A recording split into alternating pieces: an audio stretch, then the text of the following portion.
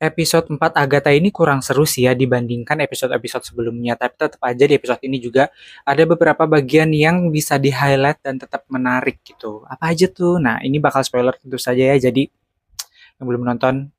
Yang pertama tentu saja kemunculan Rio atau The Green Witch, yang mana si Agatha sedongkol itu setelah tahu kalau yang muncul tuh dia. Karena mereka kan sempat melakukan ritual buat manggil penggantinya si Sharon kan, dan si Agatha nggak nyangka kalau yang muncul ternyata bakal si Rio, yang mana orang yang dia benci banget.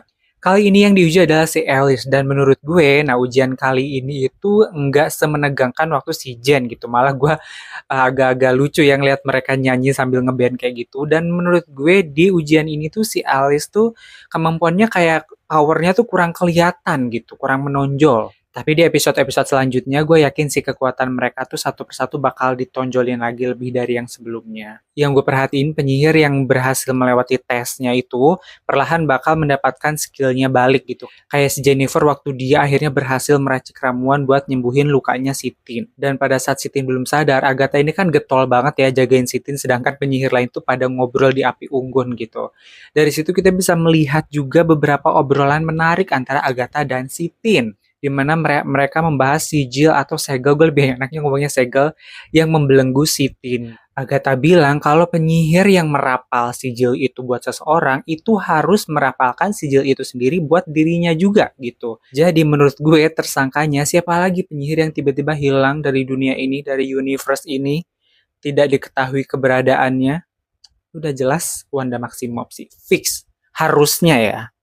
Dan sijil ini tuh baru bisa hilang atau musnah kalau memang sudah nggak dibutuhkan lagi. Jadi orang yang naruh sijil ke sitin ini emang punya maksud tertentu. Dan topik tentang anak ini bener-bener topik yang sensitif banget ya buat Agatha. Dia bener-bener belum mau membahas ini sama siapapun termasuk sama Sitin. Agatha sekhawatir itu sama Sitin waktu Sitin terluka dan gak sadar-sadar. Menurut gue di sini Agatha tuh kayaknya mikir kalau Tin tuh adalah anak dia.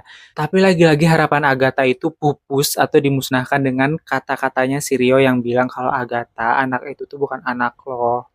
Dan raut mukanya Agatha langsung gak mood gitu lah ya.